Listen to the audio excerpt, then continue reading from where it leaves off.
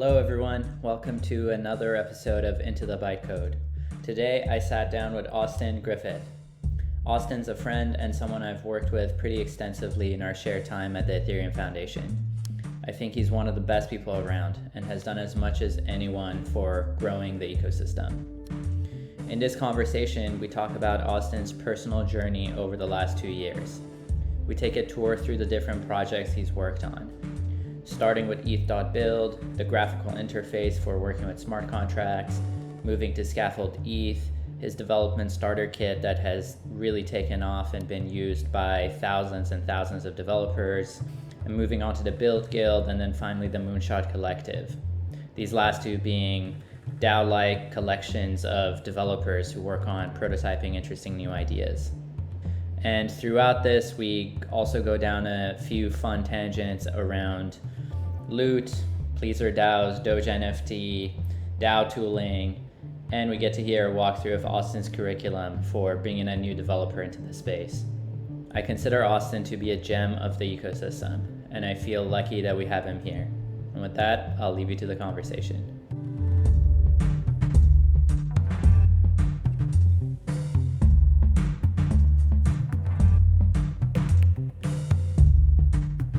It's been the last couple of years that there's been a whole bunch of crazy stuff with, scaffold-eth and Build Guild and ETH.build. And what have you worked on? What are the big kind of turning points of the journey? So yes, let's start with ETH.build there probably. Like ETH.build was this really visceral, if you go to ETH.build, there's a sandbox, you can drop in a key pair, you can drop in a signature, you can sign a message, you can recover that message. Just really visceral kind of poke at things. And then when loot came out, I had a little quickly wired together a little dashboard that would go talk to the loot contract and tell me which ones weren't minted yet, and then let me set up a MetaMask transaction to mint. So it's like full Web3. It's just clunky because it's so big, but it helps me talk through the concepts, right? Talk through key pairs, talk through hashes. And if you go to ETH.build, there's a full curriculum there, starting with hashes, key pairs, transactions, distributed ledgers, Byzantine general problem, which is beyond me, right? I'm not like a COSI researcher, right? I'm just building stuff on top of this and seeing what sticks. But then leading up to, blockchain and smart contracts. So that was ETH.build. Wait, hold up. Yeah. So you said when loot came out, you used ETH.build to basically interact with the smart contract, while the rest of us plebes were on Etherscan, yes. Reading and writing to the contract. Exactly. Which I also thought was really, really cool. I feel like that's almost its own design pattern of not having a UI just made it so much cooler. I feel like it really, other builders have to think about the fact that they want their smart contracts to be the canonical thing, and the front end that they're building is one amongst many, but you can just not build the front end and just have the smart contracts and let everyone else just kind of figure out how they're going to interact with it. It feels low effort at first, but then you realize it's kind of a statement, right? It's a statement on composability, it's a statement on openness, it's just a composable piece, and he's looking for everyone else to build the stuff around it. I did have that dashboard built, but I quickly shared it on my Twitter. So anybody who followed me could click the link, and then they had the same dashboard ready to go. So that, for what it's worth, I wasn't hoarding it or anything. Yeah. No, I mean, you and hoarding don't go together. Right. So, okay, so that's ETH.build. Yep. So it's basically this graphical interface that lets you, it's pretty freaking elaborate, right? It's fun. Yeah, it's fun. Okay, so you built that. And I built that, and I used it to create a curriculum. And I think that's key. I used it to explain how these concepts work, the fundamentals of how blockchain and Ethereum work. Then we moved on to scaffold-eth, right? So ETH.build, and it's a tribute to you and Albert that I probably would have stuck with ETH.build, and I would have focused on that, and it wasn't as high leverage as moving to scaffold-eth. And seeing that retrospectively, I'm super glad that I made that change, because with scaffold-eth, it's having a ton of impact, and it's real impact I can see. Not just ETH.build, I have this curriculum, people get it, every once in a while someone will say something nice, yeah, ETH.build is fun.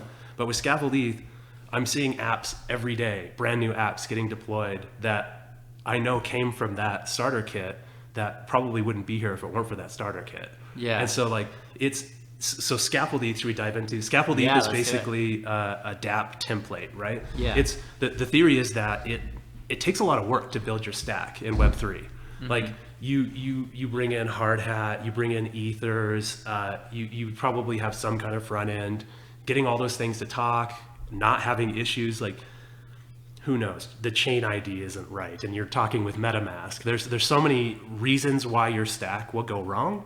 And so with scaffold-eth, we thought, let's put it all together and have it working out of the box. So you get right down to, and this is Albert, you get right down to that moment where you're tinkering with Solidity and you're seeing it update. And you add a uint and it shows up in the front end. You add a function to increment that uint and the new button shows up and you can hit increment. So you can get in this really tight dev loop with Solidity. So scaffold-eth helps you start tinkering and get the syntax down, get to be dangerous. But then what we found with that DApp template is people are building all these starter kits with this. Well, we had an optimism starter kit. We have an NFT starter kit. We have like a DeFi leverage starter kit. Like all of a sudden it wasn't just the template, it was all of these new templates that were kind of extensions of the original template. So the idea was that, okay, like the base scaffold-eth template is you're trying to build a generic application on Ethereum. Here's kind of the basic stuff that you need. And then the NFT template would be, you want to build an NFT project. So it comes with, I don't know, like IPFS a gallery. and all IPFS, of that. exactly. Right. Yep. Or DeFi comes with maybe the Aave SDK. Or the Gnosis Safe starter kits comes with the Gnosis Safe SDK. But then everything else is right where you need it to be in terms of if you've built one thing with scaffold-eth, you know where everything else is.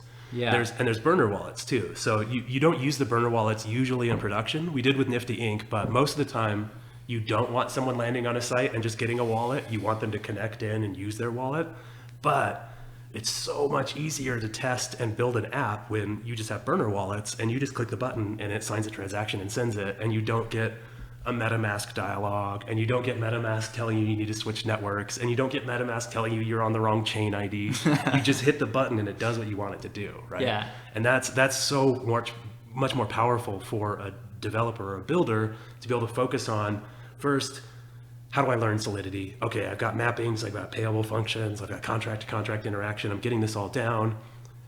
Now, like, where do I go from here? And that's the speed run. It's probably the next like piece to scaffold-eth. And that's like, so I started doing lots of mentorship sessions where it was, I don't know why I did this, but I just basically tweeted like, okay, so this is a lot of tangents here, but we kind of have this theory that like there's a grip of developers kind of in orbit around Ethereum, and every once in a while those orbits get close and that developer happens to pop in and start tinkering and thinking about things, and like, how do we capture them on that close orbit, right? Yeah. And so with the speed run, I use these mentorship sessions to help me figure out what I needed to teach, what was interesting, what were the magic moments.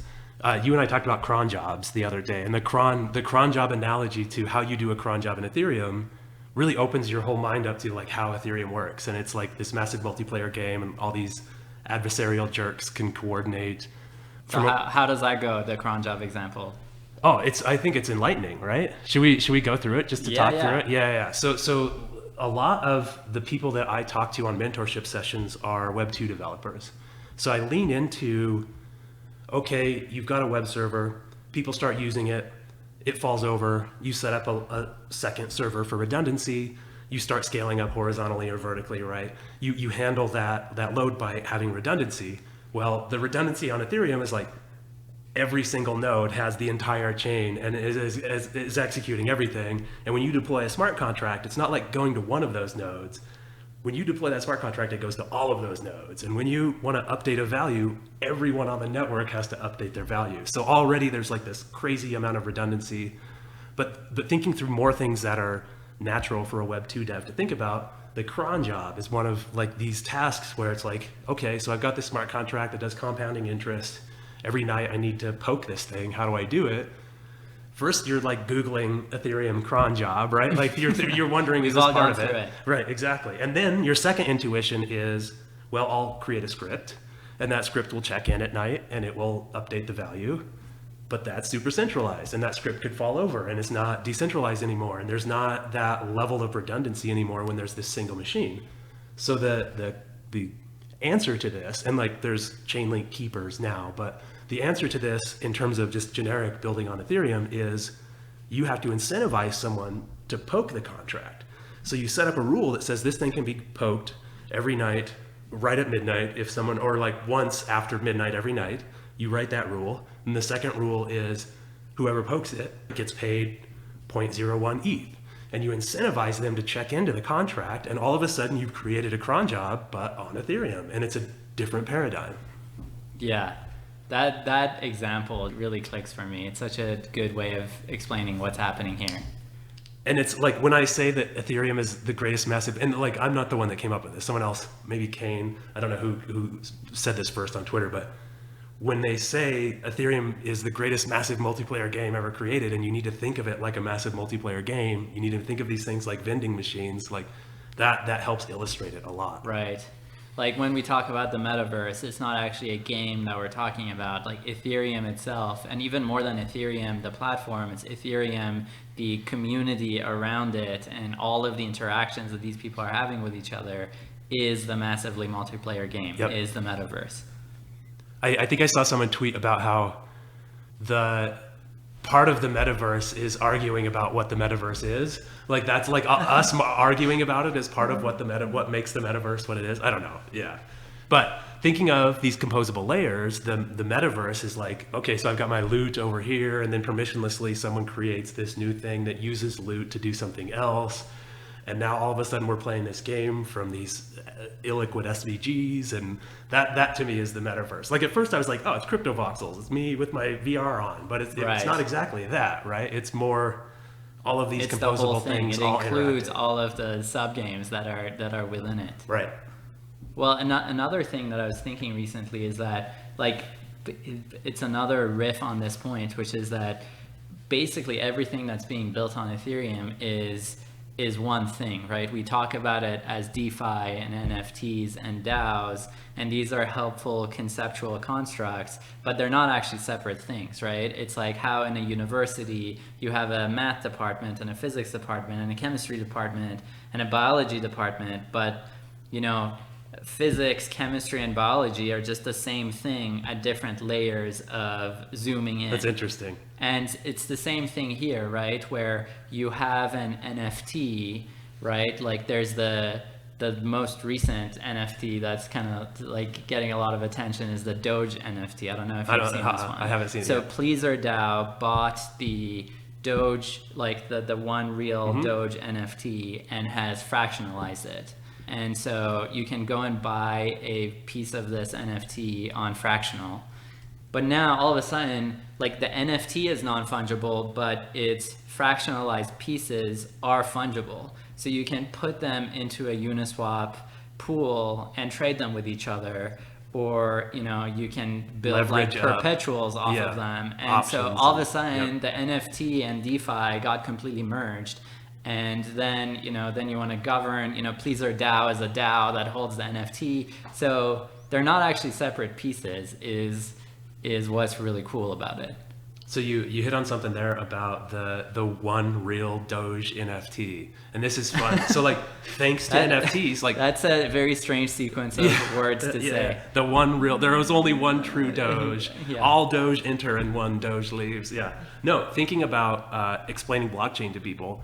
When I was talking about programmable money and I was talking about bonding curves, generally people would black out. But when I talk about a thin little ownership layer that's like a phone book of who owns what, like a really simple book that everyone keeps track of, then it's a lot easier for people to conceptualize. So for me, like NFTs are the thing that help me explain it at dinner parties or what, like I'm gallivanting around going to dinner parties. Okay, so I tried right after Loot was happening, I was at a wedding and I tried explaining Loot to someone who didn't know anything about crypto, right? Like total noob, like basically didn't know what Ethereum was.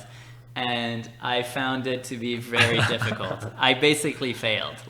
And so I'm curious, like, how do you explain loot without relying on previous knowledge? Yeah, we gotta back up to NFTs though. We'll get to loot in a second, and SVGs and NFTs, but I feel like just explaining the NFT and the ownership layer, that's key. And so like, let's talk about the one real Doge. Like, I can take a JPEG and I can deploy a smart contract and say, this is the JPEG and this is the person that owns it, right? And anyone can do that. That's a permissionless process, anyone with ETH. But the one real Doge is selected by the market. And that's what's really interesting. It's not me or anyone, it's the signal of the market saying, this is the one real Doge, and I will put money on that. And it's probably like where that money goes, probably to the original creators or something along those lines. But what makes it the one real Doge is not some like hard and fast blockchain-y dry thing. I mean, the storage is all there and you can see who owns what, but it's more about the market selecting that NFT as the one. Even the process of an NFT being the real one is decentralized. Yep, exactly. And you can copy it and you can put it on another chain and it's not the same thing. And collectors that are interested in buying those NFTs know that and see that.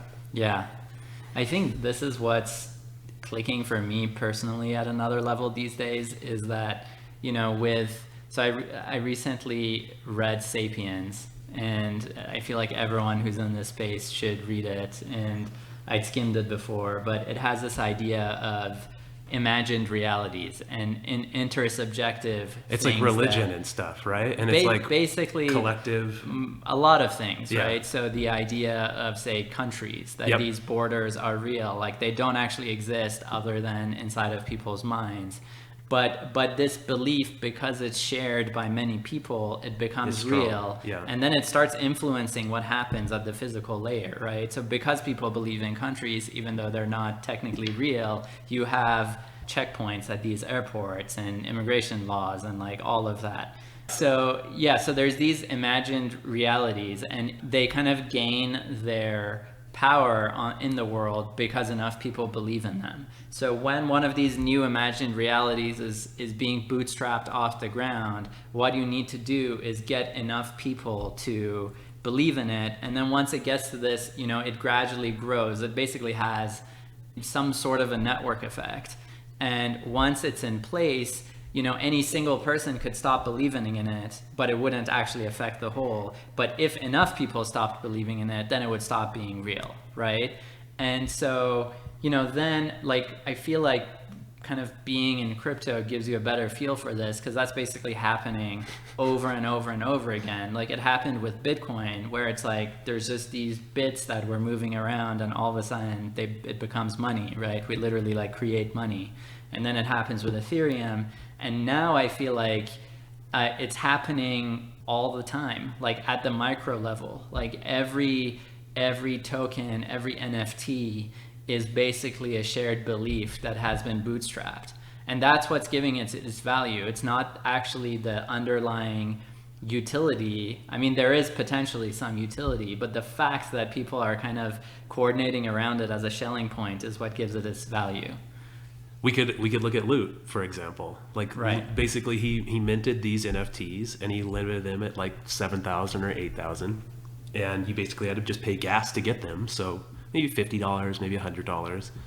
And then there's the floor price, right? This is the belief of what people think it's worth, and that floor price starts at $300 and gets up to $100,000 and then goes back to $30,000, right? Because that group of people, like there's only 7,000 of these and people want them, and that supply and demand happens there. The neat thing that happens with loot specifically, since we talked about loot, we should probably get into it just because it's like hip and cool, I think, to put. So basically an NFT, what goes on chain is usually just like the IPFS hash of some metadata.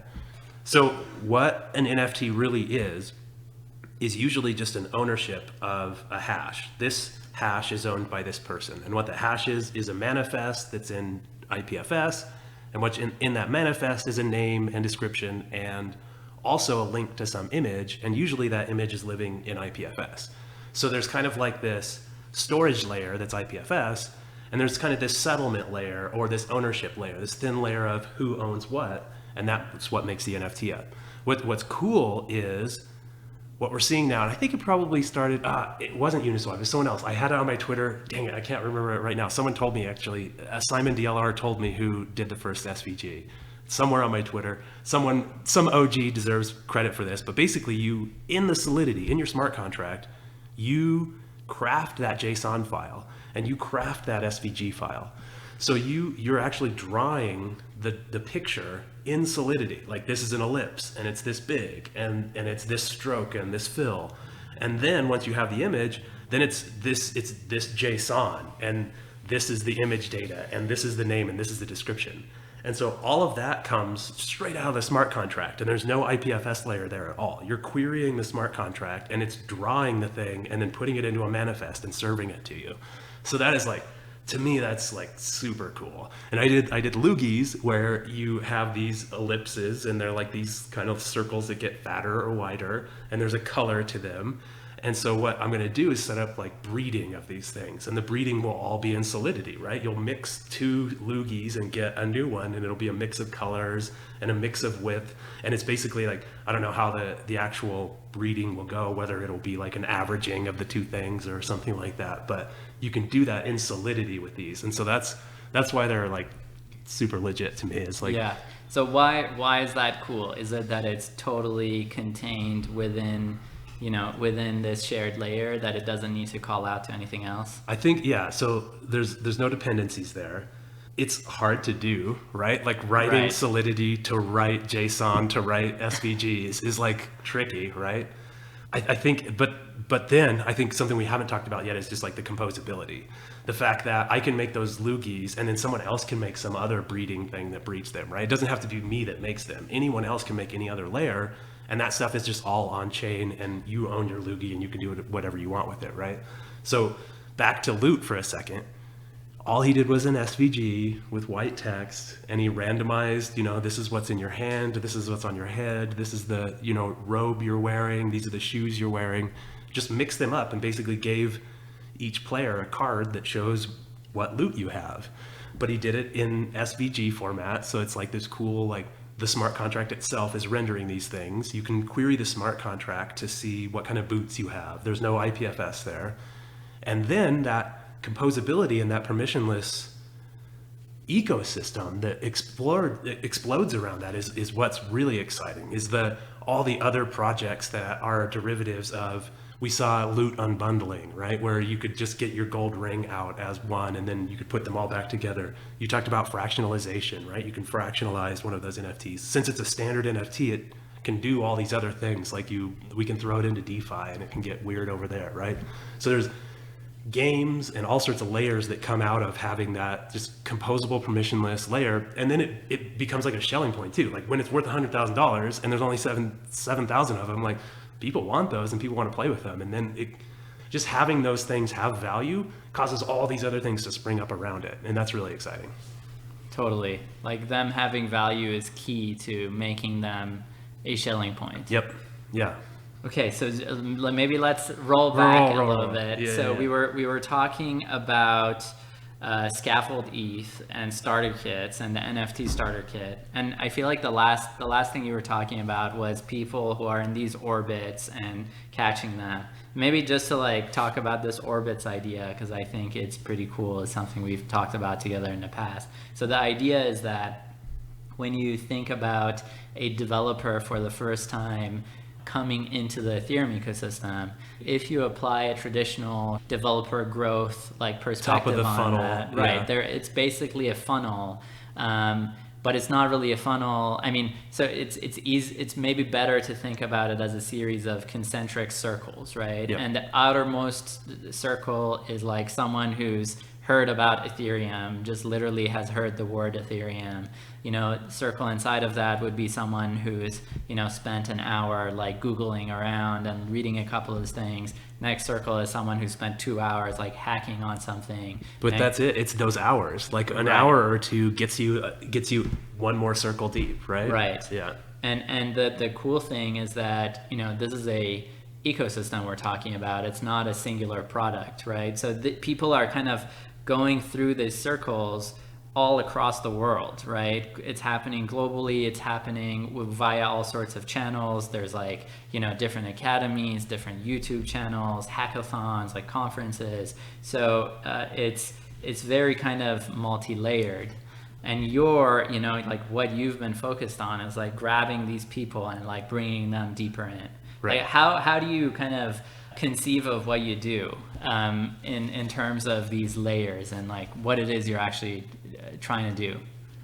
So I think I talked about it at first. I talked about just like making a call out on Twitter and be like, hey, if you're a Web2 dev that wants to get in, just get into my DMs and we're going to have a session and we're going to talk through it. It was very raw at first, and I was trying to do my best to mansplain things. But as we go along, there's things like the cron job talk, and there's these other things that I've learned that I can easily deliver these concepts just in kind of a session of working through things. So I wanted to scale that, right? Figure out how to have more people be able, like, you don't have to get on a Zoom call with Austin to get into Ethereum, right? Like, there needs to be and obviously there's a lot of other people too, but like, you don't want anyone to be blocked on having to go get a 30-minute mansplain session to understand things. So I started kind of synthesizing the learnings from those mentorship sessions into this ETH dev speedrun. And if you Google ETH dev speedrun, you'll get this Medium article, and it's basically like, okay, step one is tinkering with Solidity, get scaffold-eth pulled down, be able to put in a mapping, tinker with how a mapping works, make a function payable and have the front end change and be able to send in money to that. Basically get through enough syntax that you're ready for the first challenge. The first challenge is staking, right? And I think a staking challenge really helps illustrate Ethereum's superpower of being able to get people to cooperate, right? Basically, you're building a contract that says, we need to get, from a bunch of people, we need to collect X amount of ETH.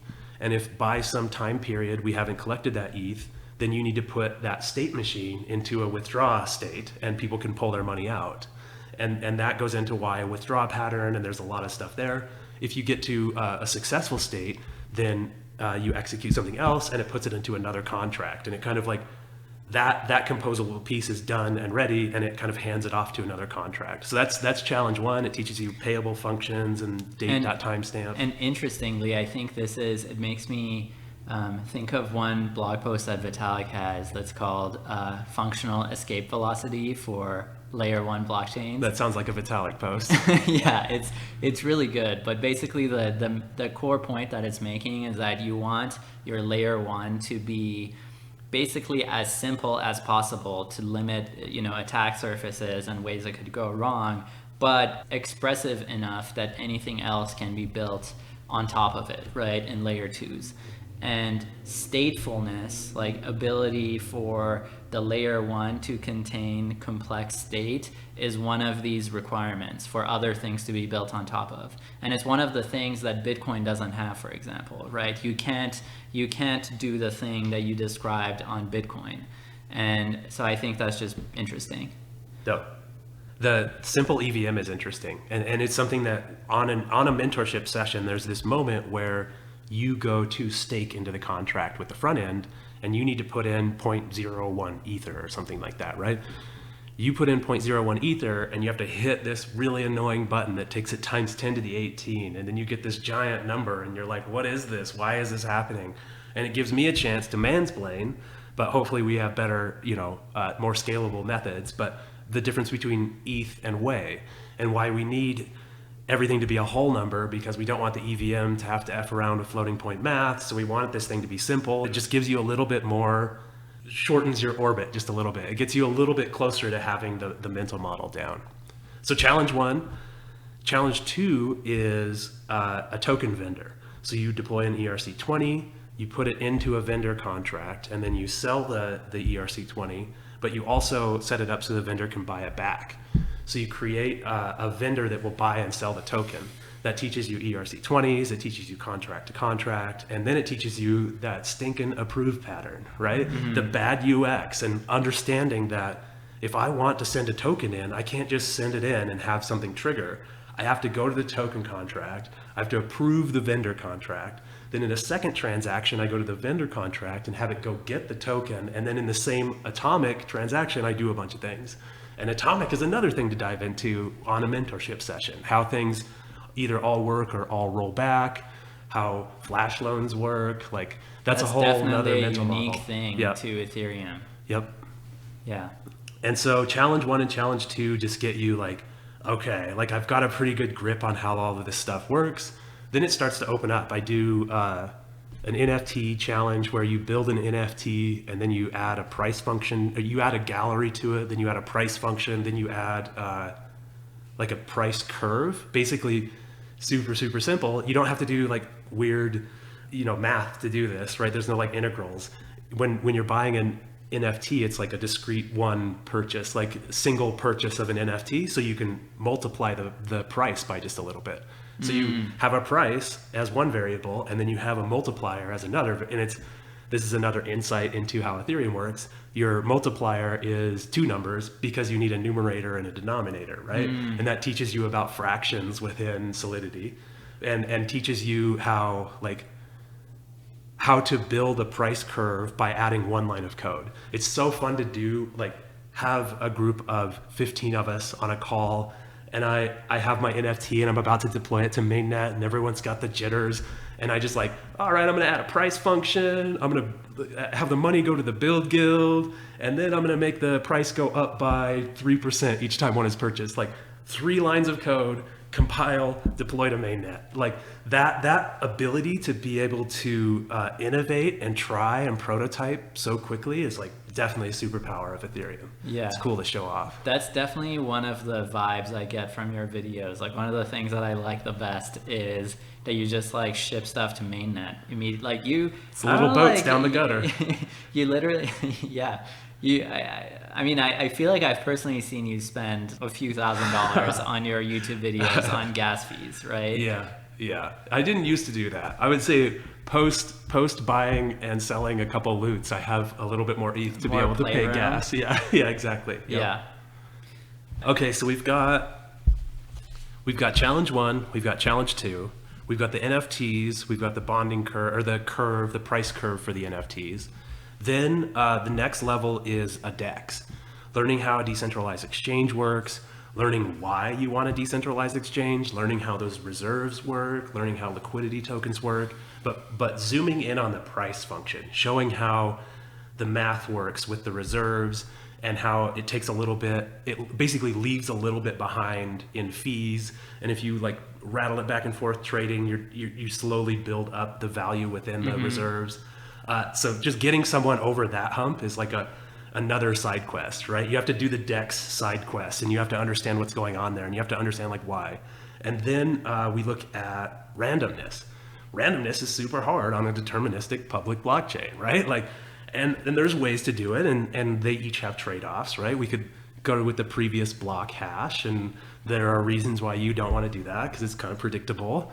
There is commit reveal, where it's a lot more random and a lot safer, but there's this bad UX of having to commit something and then remember it and then reveal it later and have that hashed with a future block hash or something like that. And then there's oracles and VRF. And then it's like, well, what's an oracle? And it's like, oh, I can show you the world, Aladdin. Let me get into this. And like, you learn how kind of, you don't want just like an Oracle feed coming from a web server because it's the same thing as you running your cron job in one server, right? Like it can't fall over. It has to be decentralized. It has to be as secure as your smart contracts or as close to that as you can get, right? So randomness on chain, oracles, signed messages are another thing in the speed run. Just show them how you can do a signed message. You can recover that signed message, and that's cool. You can do that off chain. You can do a state channel with that.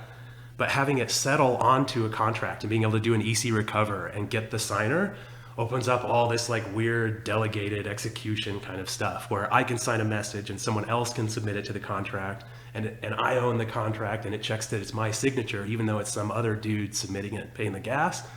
And so signed messages are a fun one. And I think it ends with, you build a signature-based multi-sig. So you build a multi-sig with multiple signers, it's an M of N multi-sig, and you don't store the transactions on chain. You basically have one execute function, and it takes in the to and the value and the data, and then an array of signatures. And you have to make sure, you have to loop through those signatures and make sure that you have enough valid ones, and then you can execute it. And there's some gotchas in there, and I don't want to give it away for any developers that are listening, but this speed run, this is like level 1 of your journey on Ethereum. Like you learn challenge 1, challenge 2, NFTs, curves, the DEX, signed messages, random numbers, multi-sigs. Yeah. And then it's like, where do you want to go work? Like there's a handful of places that if you have that base knowledge, you can go, or do you want to become a smart contract auditor and go to level 2 and go talk with, a lot more bigger brains than Austin? Like I can get you through level 1, and then I can send you off to someone on level 2. Or do you want to build a product? With scaffold-eth, we have all these starter kits. We're going to get you dangerously close to having a prototype, so you can see if you can get product market fit without the months of headache that it takes to build a decentralized app, because we just have all these starter kits.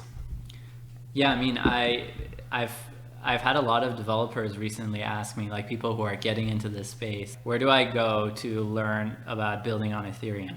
And it sounds like go to the ETH dev speedrun. Right. Yep. And I mean, this is a really solid curriculum to take people through. It's a good starter, right? Like it's basically your license to start learning and building in the space. Well, okay, so this is a really cool insight. If you want to build a decentralized app and you're not a programmer, you think, I need to go find a Web3 programmer. And the thing is, all the Web3 programmers are all YOLOing some garbage SVG NFT to mainnet right now and trying to make a bunch of money. They're not going to want to do your cool project, right? No matter how cool it is. So the key insight here is, if you want to build a decentralized app, what you need to do is find a Web2 developer that's interested in Ethereum. Find one of those close orbits, give them the speed run, give them some of this content, give them some of these challenges. They'll learn asynchronously. Like I hand this out and most people will go through it with a couple questions to me. And then they're ready, like you've given them the knowledge and they're building your thing at the same time. So you kind of like bring them into Ethereum by giving them, they'll build your project first and then they'll pivot and go build their crappy SVG NFT project. But first you get them for a little bit as you educate them in. And how long does it take someone to go through this? It depends on the builders. So I did, the Ethernaut DAO is a good example where this is a kind of a small tangent, but the Ethernaut DAO, Ollie, right? Ollie reached out to us and said, hey, I want to do this Ethernaut DAO thing. Yeah. And I was like, oh, heck yeah, I'll be a mentor. And the way it's set up now is there's this big pool of developers that are looking to be mentored. And then some gigabrain comes in and says, I'll mentor 1 or 2 of you. And really what they're doing is trying to pick the cream of the crop and mentor them and have them come into their company, right? Like if you're Joe from Sushi, you're trying to pull someone to come work at Sushi with you. If you're Ollie at Synthetics, you're giving someone the knowledge, but really you're trying to get them into Synthetics. My approach was different. Mine was, I have this curriculum. I'm not looking for 1 or 2. I'm going to send a message to every single person that sends a message to me, right? And so I said, I'm here to mentor. Hit me up. And then it was just like 40 or 50 developers. I'm a CS student at Berkeley and I'm working on this and here's my stuff. Like, I would love to be your mentee. And then I sent him a message back like, awesome, you're in, here we go. Here's the speed run. Like, get scaffold-eth installed, tinker with Solidity, take on challenge 1, take on challenge 2. The curriculum is there. And the way I knew it worked, and I didn't know it was going to work until this moment, but the way I knew it worked is I sent that to all 40 people. And instead of it being busy work, instead of it being too hard, instead of me having to hold their hands through it, I still continuously keep getting these messages from these folks that like, okay, I'm on 2 now. Okay, I'm on 3 now. Holy cow, I get it. Like I learned that thing. It's like very, very asynchronous. So like going all the way back around to answer your question of like how long it takes, depends on the builder. I think in a concentrated 8 hours, you could get through the whole, probably even 2 hours if you're quick, right? Like we wanted it to be 2 hours, but like there's some setup and there's some time that it takes. You can probably get through challenge 1 and challenge 2 in 2 hours, but to go through the whole speed run and really understand it, somewhere between 8 hours and 8 weeks, depending on how effective Right. the developer is. Right. So one thing we've talked about in the past is this idea of the tour of duty, Yeah. right? Of you, when a person first enters the space, they could learn, how to write Solidity, but it actually takes some time for them to grok what sorts of things to build in the first place. Like the thing you're talking about with the cron job, like that, but applied everywhere. Like what sorts of games to build, what sorts of just products and protocols make sense. And I think one interesting way that manifests is you look at the people, leading the projects of today, and most of them have been in this space for a long time, right? Like they're the OGs who've like been in these waters and they're building something new.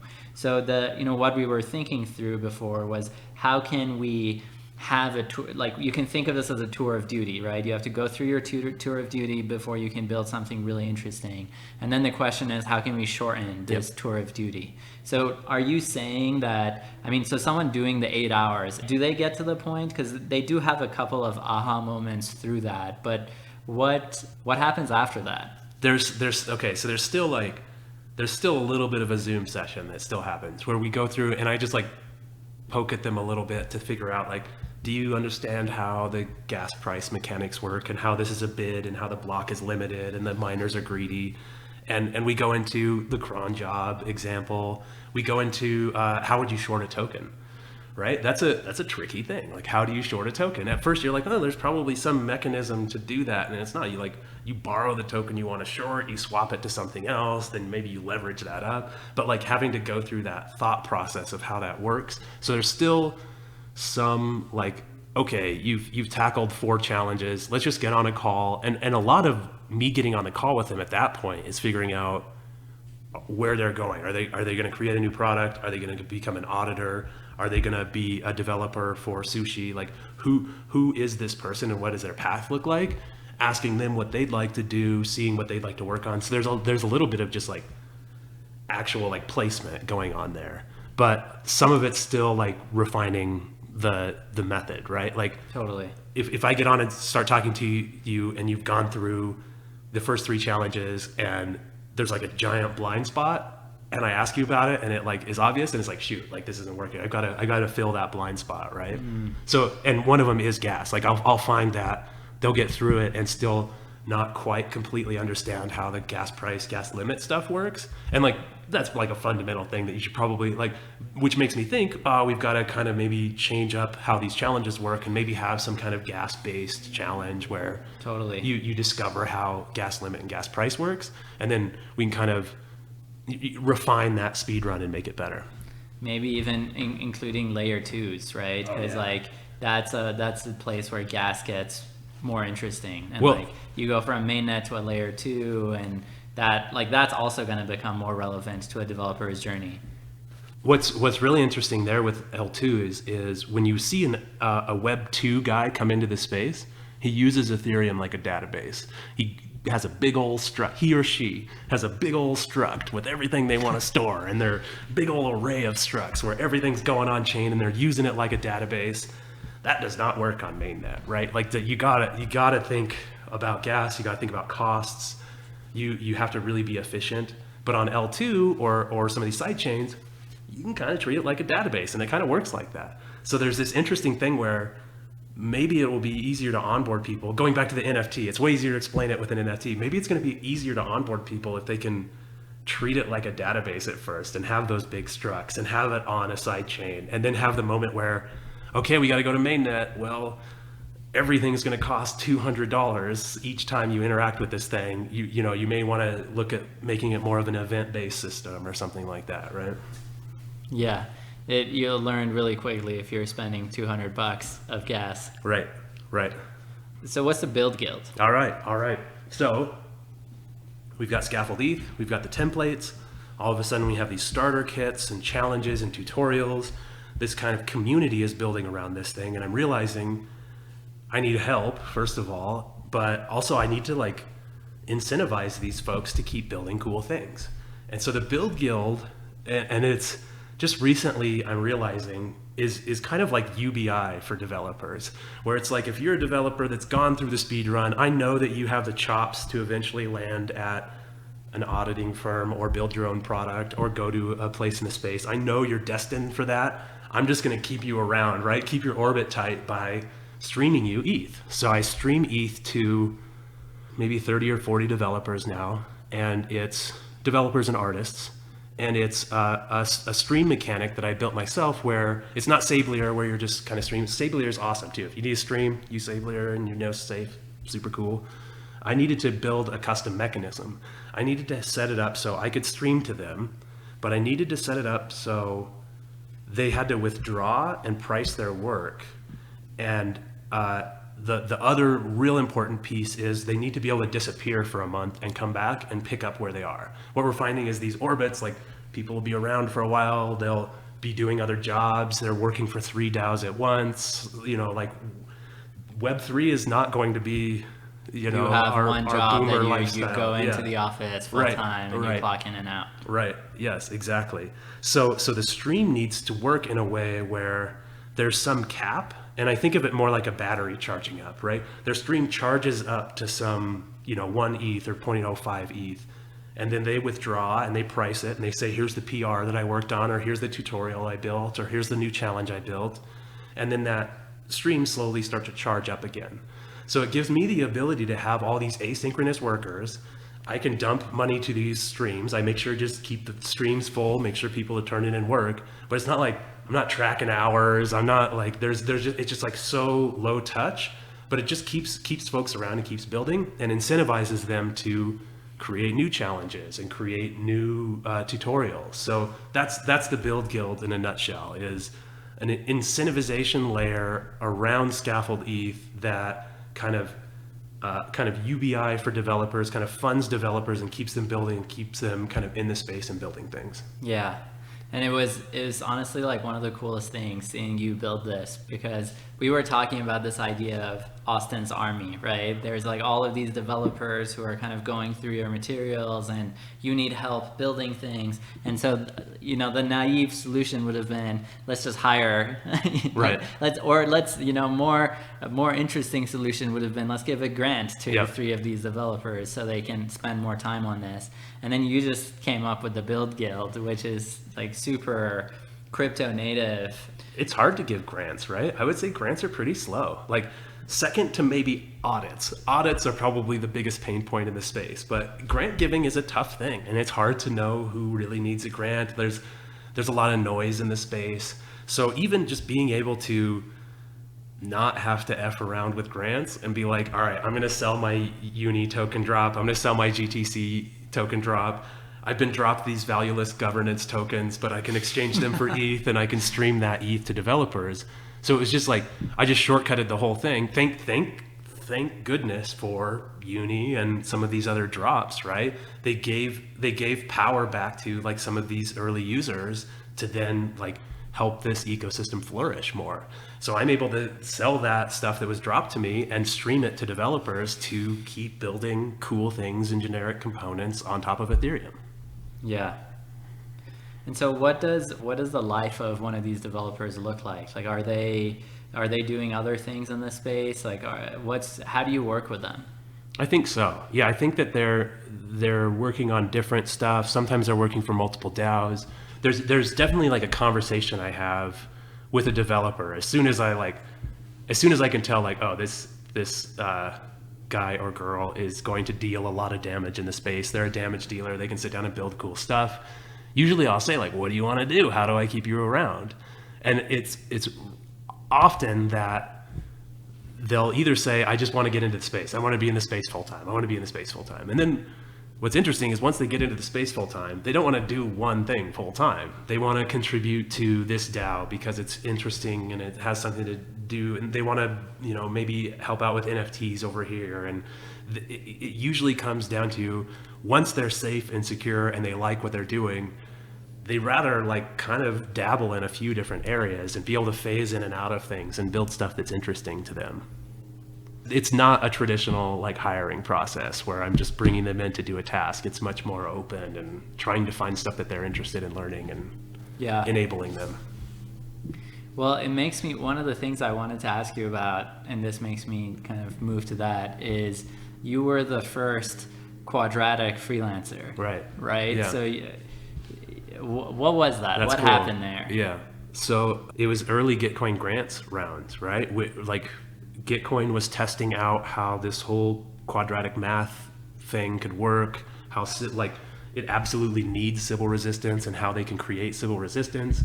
But really it was just a grant where the community could fund that grant. And then there was a big matching pool from the EF saying, you know, whoever kind of wins the love of the people gets the most money from the matching round. Kind of a popularity contest, but more like just getting signal from the community, right?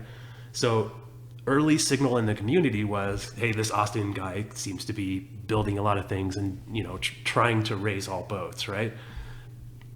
I can say that a million times. I can even raise some boats here and there, but it's hard to sell that sometimes to the EF or whoever. Like, hey, can I get a grant for this? Like, I'm doing good things, I promise. Like, and then it's like, okay, tell us exactly what you're going to do and what are the milestones, and that was harder for me. And I'm very kind of all over the place and creative and doing weird things, and something will happen and I very unstrategically was not planning on that thing working as well as it did, but it did, right? And so there's some play there with it.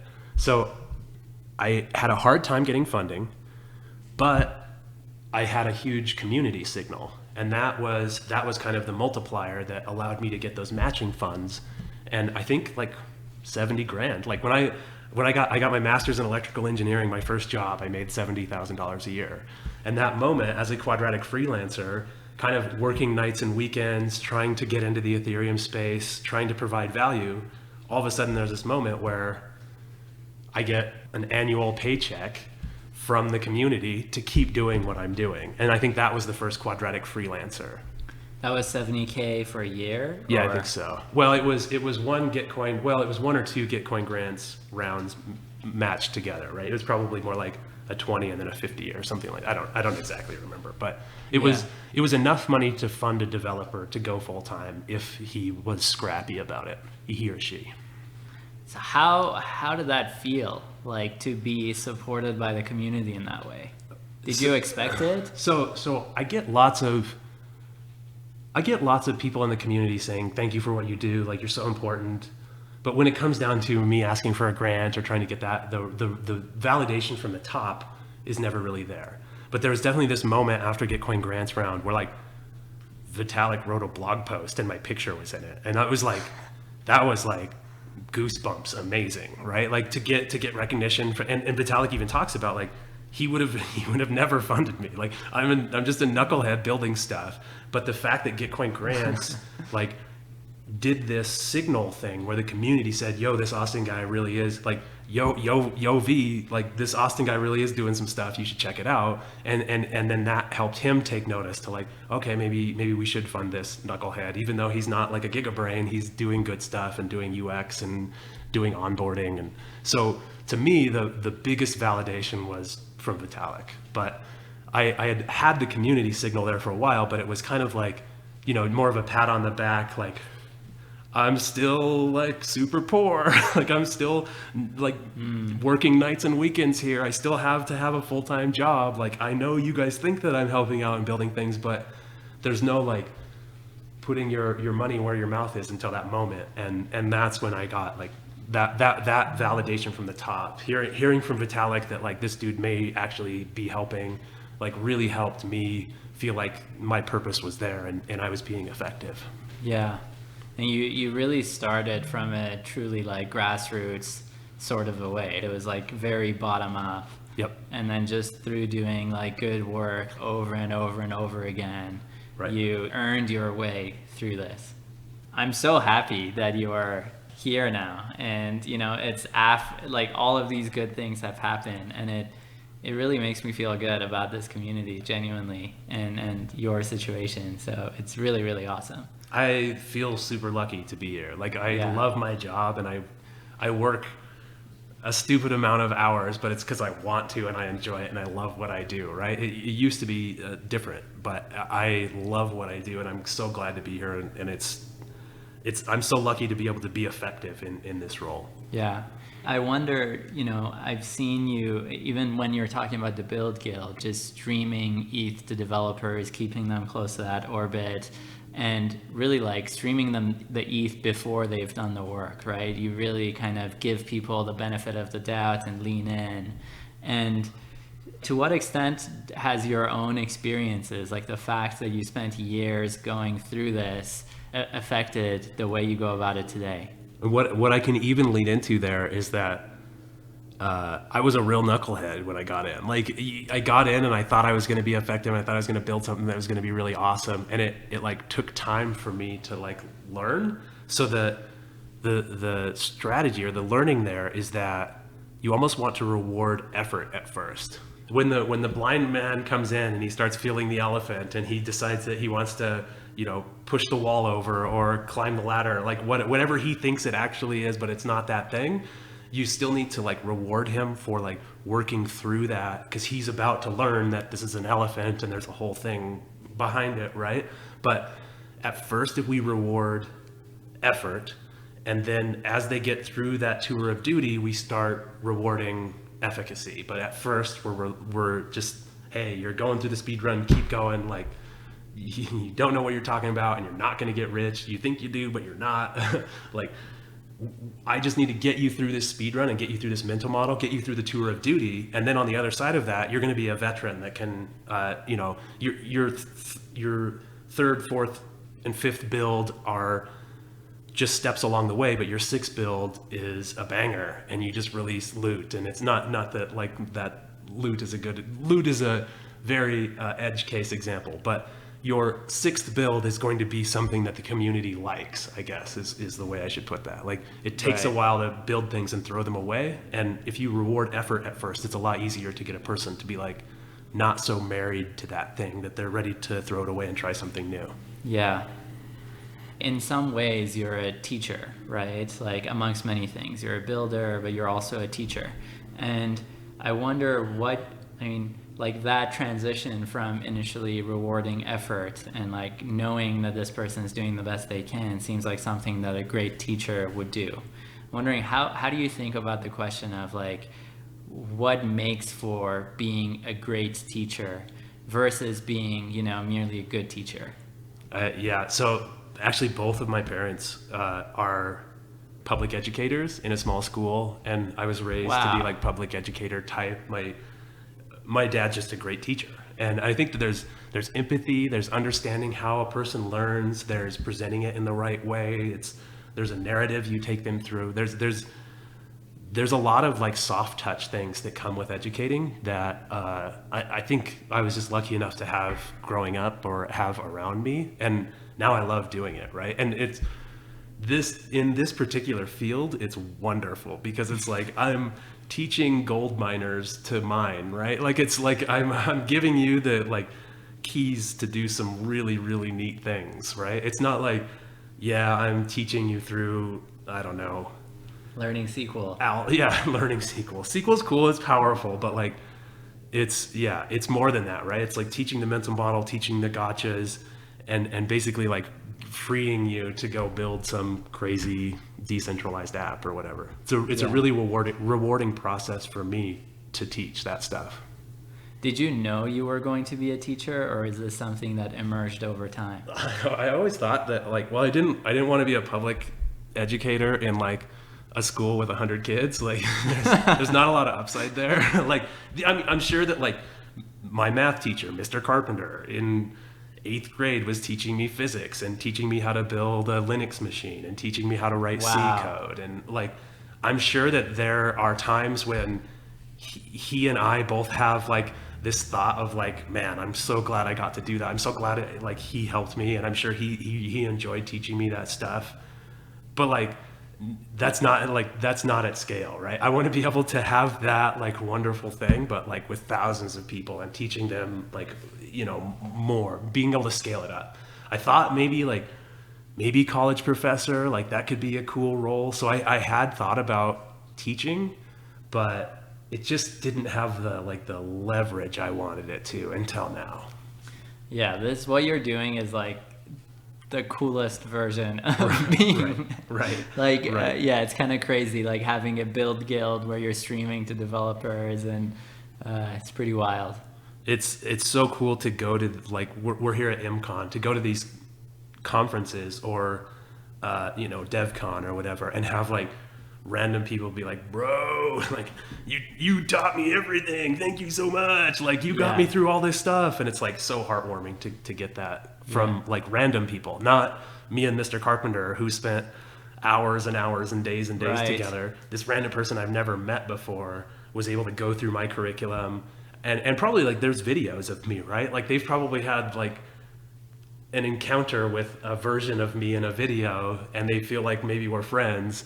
And like, I don't know this person yet, but then all of a sudden I get to know them and hang out, and it's cool. But yeah, it's a different scale of education for sure. You're simultaneously at the forefronts of education too, right? Maybe, alongside Ethereum and crypto. Well, and maybe like funding decentralized workforces, right? Or figuring out what a decentralized workforce looks like and how to fund them, and maybe, what funding developers looks like. Hopefully, like some of these tools we're building with the Moonshot kind of fit with that this is like, we see things going toward DAOs, we see things going towards governance.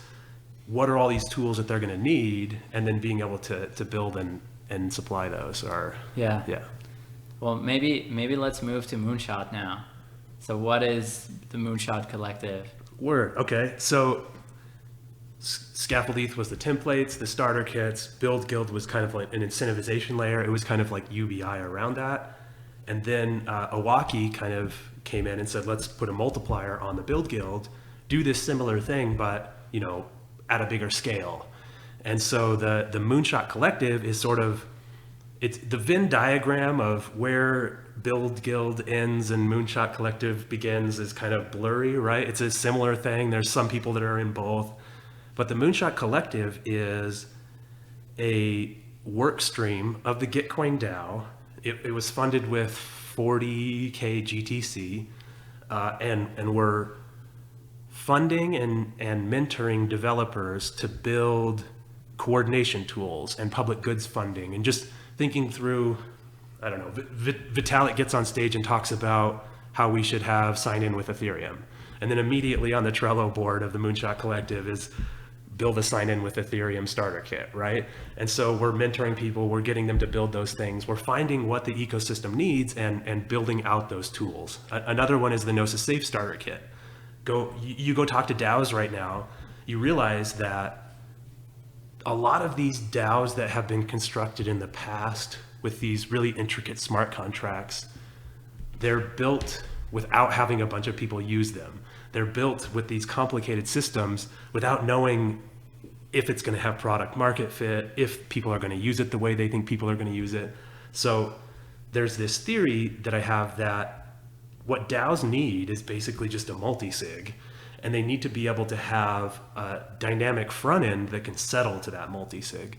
So I use this example everywhere, but I talk about like a stability DAO. Say you wanted to build a stability DAO where X amount of people all stake 1 ETH, and then they all get to make a decision on where all that ETH goes by voting.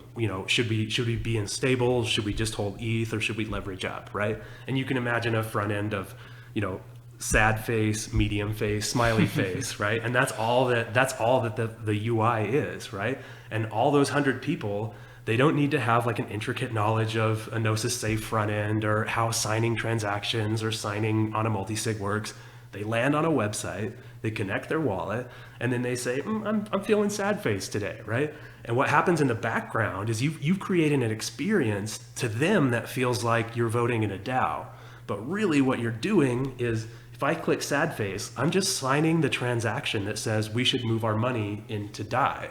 And if enough of those signers all click that sad face, then the transaction gets the M of N that it needs, and it executes, and the money moves to DAI or leverages up or whatever. And so the theory here is that we're going to need a bunch of tools, and we're going to need to eject funds out of a DAO, and we're going to need to have a process that still settles to a multi-sig, so it's decentralized, but a process that we can design an experience around. We can design an experience around, another good example is a results oracle. If a DAO wants to see 100 new people join the DAO, and so what they'll do is they'll create a results oracle, and they'll put 4 or 5 signers on it that are trusted members of the community, and they'll say, did we get 100 people in? And there'll be a yes button and a no button. And the yes button signs the transaction to send it along to someone else, and the no button sends the money back to the DAO. It's still decentralized, it's super easy to use. You don't have to write any complicated smart contracts. You just need a React developer. And there's a million React developers in the world. You can quickly iterate on the mechanics of a DAO, the experience of a DAO, by just setting them up in the front end and having them settle to a Gnosis safe. And that's just one example of like one thing we're working on in the Moonshot. That's super cool. So that's just one of many projects. So to make sure I'm following, so Gnosis Safe is a multi-sig, and when you set one up, you kind of say how many signatures out of total possible signatures and you need to kind of trigger an action. Basically a quorum, right? A quorum for a vote. And you kind of you have to know who these people are ahead of time when you're handing it off to the React developer. But then basically the only API that the React developer needs to know about is that they can sign or they can not sign, right? And they kind of iterate on the front end, build various types of experiences, and you're kind of simplifying the way that they interact with the Gnosis Safe smart contract. Yep, exactly. Yep, that's a great way to put it. Yeah. And that Gnosis Safe build is just one build. There's also, we're going to release here at ImCon, I think tomorrow morning, tip.party, which is just a fun little thing. Like we're on a call with a bunch of people from the DAO, and we want to reward them with a little GTC. It's actually kind of a complicated thing. You got to collect everybody's address. You got to send it out. We built this super simple little app. You go to tip.party, you type in some word. So we'll be on a call with 20 people and I'll say the word is clown shoe.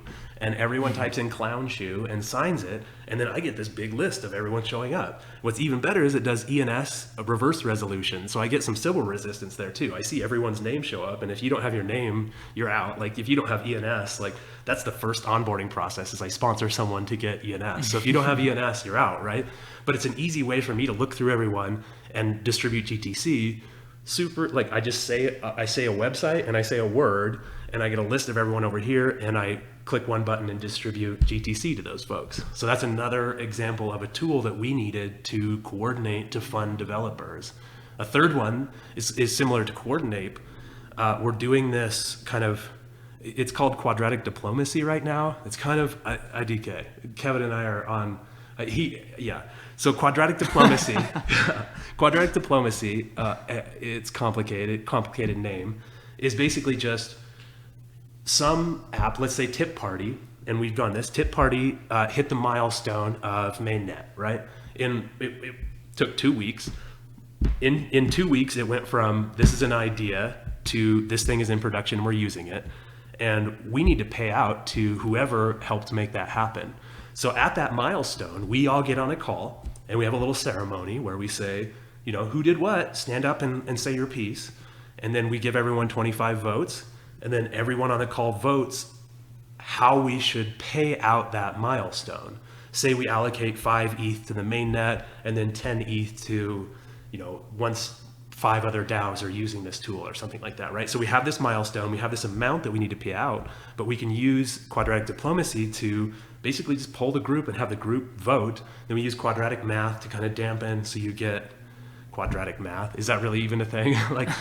We use the same formula that you use or they use for Gitcoin grants, where it's the square of the sum of the square roots. And so if you get lots of little votes, it's more powerful than one big vote, basically. So that helps us kind of pull the builders, find out how we should pay it out, and then in one button click, pay out that 5K in GTC to the builders who built the thing. So it's kind of like building tools to help us fund, to keep building tools, to help us coordinate. Like we're trying a lot of prototyping, and that 2-week window is really key. The fact that we can go from this is an idea on a Zoom call to I'm using this thing on mainnet to distribute funds on a Zoom call 2 weeks later. And that's thanks, to scaffold-eth and some great builders. But that like really quick iteration loop is helping us test a lot of different things, and we're just getting started. That's super exciting. I mean, this sounds like one of the funnest possible things for a developer to work on, right? How can people get involved in this? Oh yeah, so I say just do the speed run, right? Right. If you Google ETH dev speed run, there's going to be some challenges, and if you go through those challenges and you're going to get an education and you're going to learn about building on Ethereum, but you're also going to prove that you know this stuff. Another build from the Moonshot, it's codenamed scaffold-eth. So as people complete these challenges, we're going to have them sign the output of any of these challenges is a URL. You deploy a full live working app. So they're going to sign that URL and turn it into the directory. So now you're going to have this list of 30, 40, 50 developers and how far they are through the speed run. If you're looking to hire a dev, you can kind of look through that list and pick them out. If we're looking for who fell over, we can go find them and say, hey, you didn't complete this challenge. How can we help you out? So that there's this nice directory that we're trying to build too, that kind of will help keep track of where developers are on their journey, make sure they're progressing, make sure and then when someone says, hey, I'm looking for a Web3 dev, I can be like, yo, go look at this website. Here's 60 of them or whatever. That's super cool. It makes me think of the education point again, right? Where it's the curriculum, how far the person is, their credential is baked right in, they can just gradually fade into actually working and making money with it.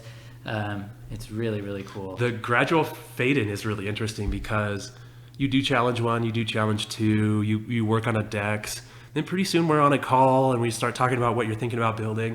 And I have a big to-do list over here, and I'm constantly trying to figure out how I can give you one of these to-dos, right? So build a results oracle with the Gnosis Safe starter kit, top of my list to get done. I'm talking to a developer. He's just finished challenge 3 or challenge 4. He's looking for his next thing, and I say, you want to build this results oracle? And so it goes from there's this set curriculum to it opens up to now you're checking things off my list for me, and we're getting more and more work done. That's super fun.